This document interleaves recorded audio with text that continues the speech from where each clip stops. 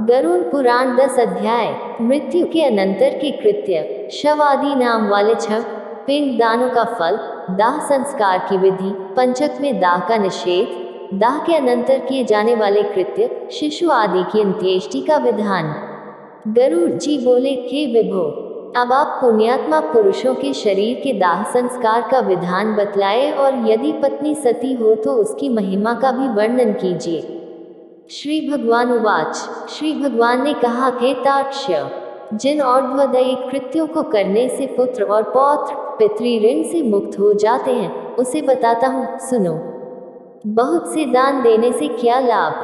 माता पिता की अंत्येष्टि क्रिया भली भांति करें, उससे पुत्र को अग्निष्टोम याग के समान फल प्राप्त हो जाता है।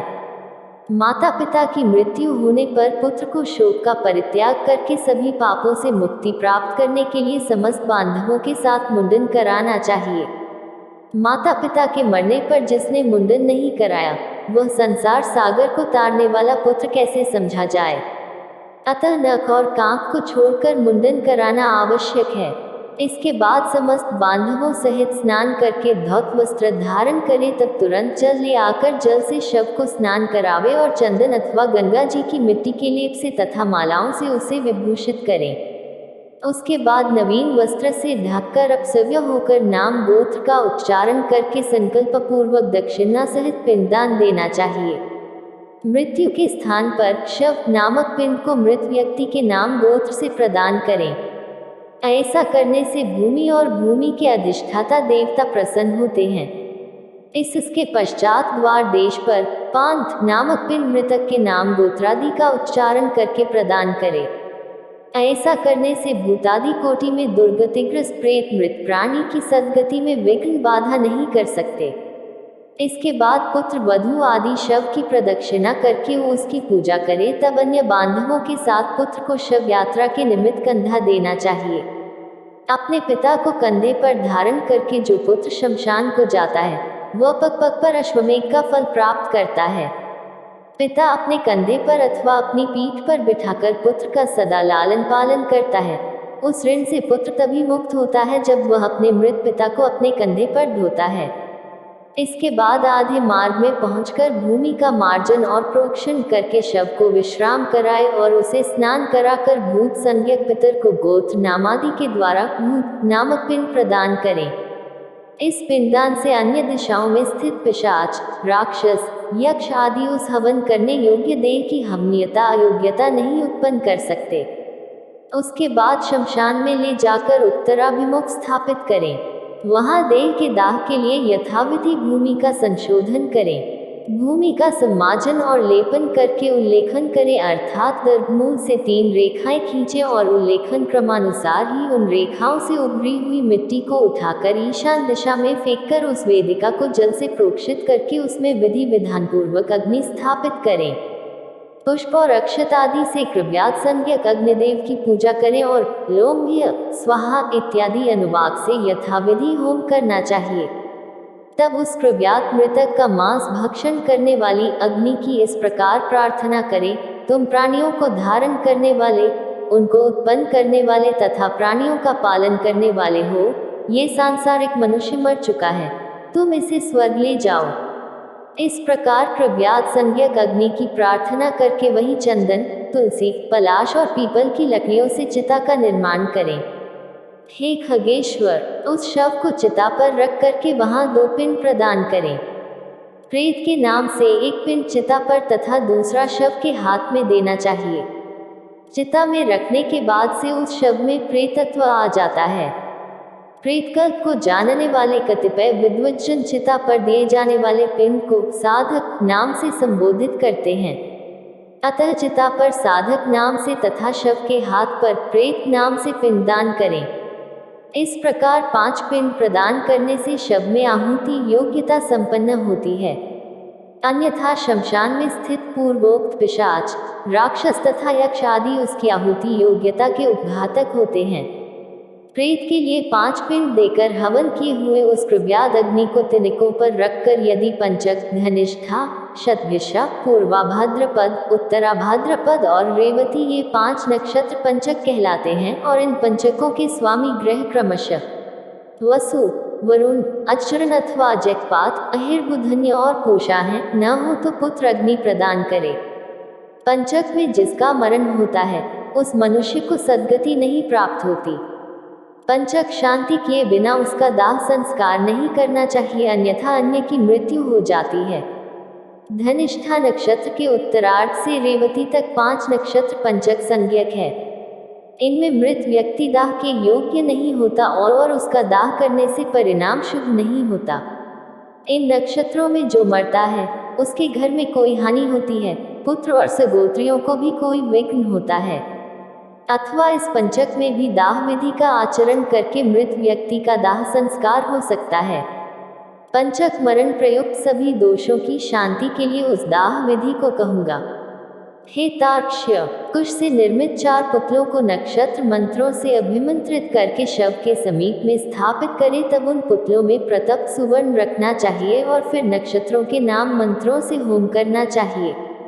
पुनः प्रेता जयता नर इंद्रो व शम यच्छतु, ऋग्वेद 10। इस मंत्र से उन नक्षत्र मंत्रों को संपुटित करके होम करना चाहिए।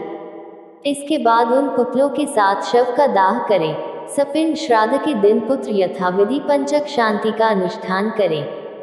पंचक दोष की शांति के लिए क्रमशः तिलपूर्ण पात्र, सोना, चांदी, रत्न तथा घृतपूर्ण कांस्य पात्र का दान करना चाहिए। इस प्रकार पंचक शांति विधान करके जो शव दाह करता है उसे पंचकजन्य कोई विघ्न बाधा नहीं होती और प्रेत भी सद्गति प्राप्त करता है। इस प्रकार पंचक में मृत व्यक्ति का दाह करना चाहिए और पंचक के बिना मरने पर केवल शव का दाह करना चाहिए। यदि मृत व्यक्ति की पत्नी सती हो रही हो तो उसके दाह के साथ ही शव का दाह करना चाहिए। अपने पति के प्रिय संपादन में संलग्न पतिव्रता नारी यदि उसके साथ परलोकगमन करना चाहे, सती होना स्त्री की इच्छा पर निर्भर करता है।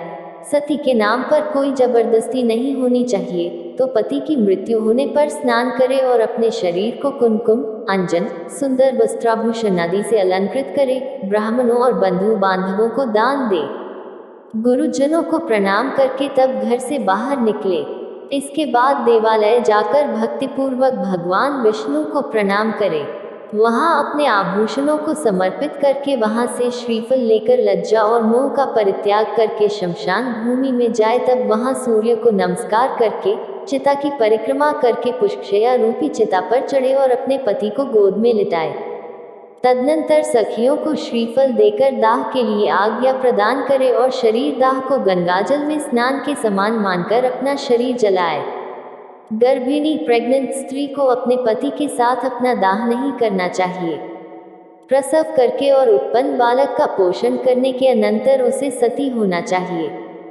यदि स्त्री अपने मृत पति के शरीर को लेकर अपने शरीर का दाह करती है तो अग्नि उसके शरीर मात्र को जलाती है, उसकी आत्मा को कोई पीड़ा नहीं होती। धौ के जाते हुए स्वर्णादि धातुओं का मल जैसे अग्नि में जल जाता है, उसी प्रकार पति के साथ जलने वाली नारी अमृत के समान अग्नि में अपने पापों को जला देती है। जिस प्रकार सत्यप्रायण धर्मात्मा पुरुष शपथ के समय तपे हुए लोहा पिंड आदि को लेने पर भी नहीं जलता, उसी प्रकार चिता पर पति के शरीर के साथ संयुक्त वह नारी भी कभी नहीं जलती, अर्थात उसे दाह प्रयुक्त कष्ट नहीं होता। प्रत्युत उसकी अंतरात्मा मृत व्यक्ति की अंतरात्मा के साथ एकत्व प्राप्त कर लेती है। पति की मृत्यु होने पर जब तक स्त्री उसके शरीर के साथ अपने शरीर को नहीं जला लेती, तब तक वह किसी प्रकार भी स्त्री शरीर प्राप्त करने से मुक्त नहीं होती। इसलिए सर्वप्रयत्न पूर्वक मन, वाणी और कर्म से जीवितावस्था में अपने पति की सदा सेवा करनी चाहिए और मरने पर उसका अनुगमन करना चाहिए। पति के मरने पर जो स्त्री अग्नि में आरोहण करती है, वह महर्षि वशिष्ठ की पत्नी अरुंधति के समान होकर स्वर्गलोक में सम्मानित होती है। वहां वह पतिप्रायणा नारी अप्सरागुणों के द्वारा स्तूयमान होकर 14 इंद्रों के राज्यकाल पर्यंत अर्थात 1 कल्प तक अपने पति के साथ स्वर्गलोक में रमण करती है। जो सती अपने भर्ता का अनुगमन करती है, वह अपने मातृकुल, पितृकुल और पतिकुल इन तीनों कुलों को पवित्र कर देती है। मनुष्य के शरीर में 3.5 करोड़ रोमकूप हैं। उतने काल तक वह नारी अपने पति के साथ स्वर्ग में आनंद करती है। वह सूर्य के समान प्रकाशमान विमान में अपने पति के साथ क्रीड़ा करती है और जब तक सूर्य और चंद्र की स्थिति रहती है तब तक पतिलोक में निवास करती है। इस प्रकार दीर्घायु प्राप्त करके पवित्र कुल में पैदा होकर पतिरूप में वह पतिव्रता नारी उसी जन्मांतरीय पति को पुनः प्राप्त करती है। जो स्त्री क्षण मात्र के लिए होने वाले दाह दुख के कारण इस प्रकार के सुखों को छोड़ देती है, वह मूर्खा जन्मपर्यंत विरहाग्नि में जलती रहती है। इसलिए पति को शिव स्वरूप जानकर उसके साथ अपने शरीर को जला देना चाहिए। शव के आधे या पूरे जल जाने पर उसके मस्तक को फोड़ना चाहिए। गृहस्थों के मस्तक को काष्ठ से और यतियों के मस्तक को श्रीफल से फोड़ देना चाहिए। पितृलोक की प्राप्ति के लिए उसके ब्रह्मरंध्र का भेदन करके उसका पुत्र निम्न मंत्र से अग्नि में घी की आहुति दे के अग्निदेव, तुम भगवान वासुदेव के द्वारा उत्पन्न किए गए हो, पुनः तुम्हारे द्वारा इसकी तेजो में दिव्य शरीर की उत्पत्ति हो। स्वर्गलोक में गमन करने के लिए इसका स्थूल शरीर जलकर तुम्हारा हवि हो, एतदर्थ तुम प्रज्वलित हो। इस प्रकार मंत्र सहित तिल मिश्रित घी की आहुति देकर जोर से रोना चाहिए, उससे मृत प्राणी सुख प्राप्त करता है। दाह के अनंतर स्त्रियों को स्नान करना चाहिए, तत्पश्चात पुत्रों को स्नान करना चाहिए। तदनंतर मृत प्राणी के गोत्र नाम का उच्चारण करके तिलांजलि देनी चाहिए। फिर नीम के पत्तों को चबाकर मृतक के गुणों का गान करना चाहिए। आगे आगे स्त्रियों को और पीछे पुरुषों को घर जाना चाहिए और घर में पुनः स्नान करके गोग्रास देना चाहिए। पत्तल में भोजन करना चाहिए और घर का अन्न नहीं खाना चाहिए।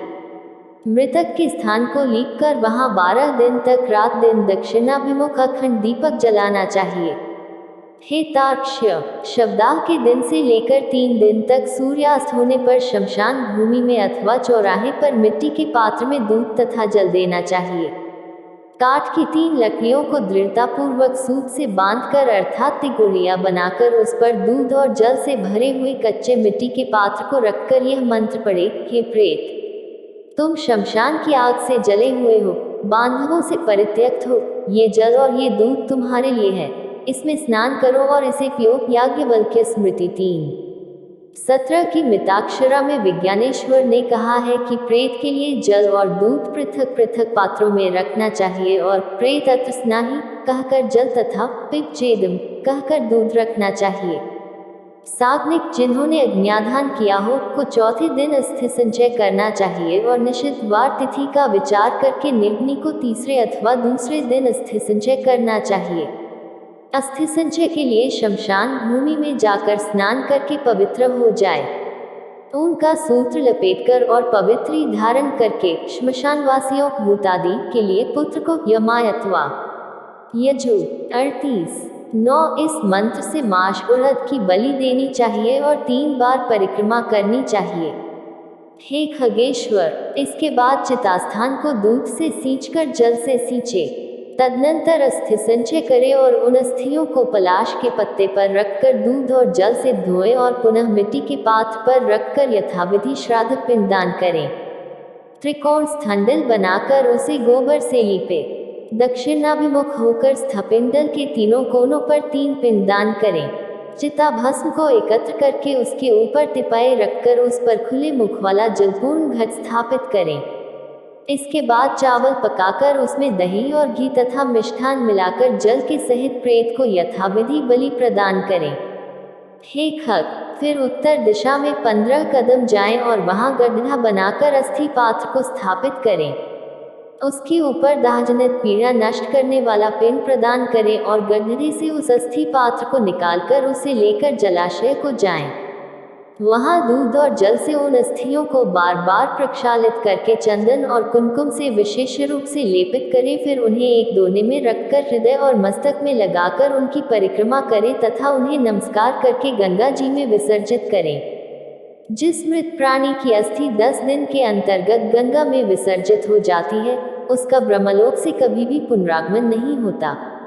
गंगा जल में मनुष्य की अस्थि जब तक रहती है उतने 1000 वर्षों तक वह स्वर्गलोक में विराजमान रहता है। गंगा जल की लहरों को छूकर हवा जब मृतक का स्पर्श करती है तब उस मृतक के पातक तत्क्षण ही नष्ट हो जाते हैं। महाराज भागीरथ उग्र तप से गंगा देवी की आराधना करके अपने पूर्वजों का उद्धार करने के लिए गंगा देवी को ब्रह्मलोक से भूलोक ले आए थे, जिनके जल ने भस्मीभूत राजा सगर के पुत्रों को स्वर्ग में पहुंचा दिया। उन गंगा जी का पवित्र यश तीनों लोकों में विख्यात है। जो मनुष्य अपनी पूर्वावस्था में पाप करके मर जाते हैं, उनकी अस्थियों को गंगा में छोड़ने पर वे स्वर्गलोक चले जाते हैं। किसी महाअरण्य में सभी प्राणियों की हत्या करने वाला कोई व्याध सिंह के द्वारा मारा गया, और जब वह नरक को जाने लगा तभी उसकी अस्थि गंगा जी में गिर पड़ी, जिससे वह दिव्य विमान पर चढ़कर देवलोक को चला गया। इसलिए सत्पुरुष को स्वतः ही अपने पिता की अस्थियों को गंगा जी में विसर्जित करना चाहिए। अस्थि संचन के अनंतर दशगात्र विधि का अनुष्ठान करना चाहिए। यदि कोई व्यक्ति विदेश में या वन में अथवा चोरों के भय से मरा हो और उसका शव प्राप्त न हुआ हो, तो जिस दिन उसके निधन का समाचार सुने, उस दिन कुश का पुत्तल बनाकर पूर्व विधि के अनुसार केवल उसी का दाह करे और उसकी भस्म को लेकर गंगा जल में विसर्जित करें। दशगात्रादि कर्म भी उसी दिन से आरंभ करना चाहिए और सांवत्सरिक श्राद्ध में भी उसी दिन सूचना प्राप्त होने वाले को ग्रहण करना चाहिए। यदि गर्भ की पूर्णता हो जाने के अनंतर नारी की मृत्यु हो गई हो तो उसके पेट को चीरकर बालक को निकाल ले। यदि वह भी मर गया हो तो उसे भूमि में गाड़कर केवल मृत स्त्री का दाह करें। गंगा के किनारे मरे हुए बालक को गंगा जी में ही प्रवाहित कर दे और अन्य स्थान पर मरे 27 महीने तक के बालक को भूमि में गाड़ दें। इसके बाद की अवस्था वाले बालक का दाह संस्कार करें और उसकी अस्थियां गंगा जी में विसर्जित करें तथा जलपूर्ण कुंभ प्रदान करें तथा केवल बालकों को ही भोजन कराएं। गर्भ के नष्ट होने पर उसकी कोई क्रिया नहीं की जाती, पर शिशु के मरने पर उसके लिए दुग्धदान करना चाहिए। बालक चूड़ाकरण से पूर्व या 3 वर्ष की अवस्था वाले के मरने पर उसके लिए जलपूर्ण घट का दान करना चाहिए और खीर का भोजन कराना चाहिए। कुमार के मरने पर कुमार बालकों को भोजन कराना चाहिए और उपनीत पौगंड अवस्था के बच्चे के मरने पर उसी अवस्था के बालकों के साथ ब्राह्मणों को भोजन कराना चाहिए। 5 वर्ष की अवस्था से अधिक वाले बालक की मृत्यु होने पर वह चाहे उपनीत यज्ञोपवीत संस्कार संपन्न हो अथवा अनुपनीत, जिसका यज्ञोपवीत न हुआ हो पायस और गुड़ के 10 पिंड क्रमशः प्रदान करने चाहिए। पौगंड अवस्था के बालक की मृत्यु होने पर वृषोत्सर्ग तथा महादान की विधि को छोड़कर एकादशाह तथा द्वादशाह की क्रिया का संपादन करना चाहिए।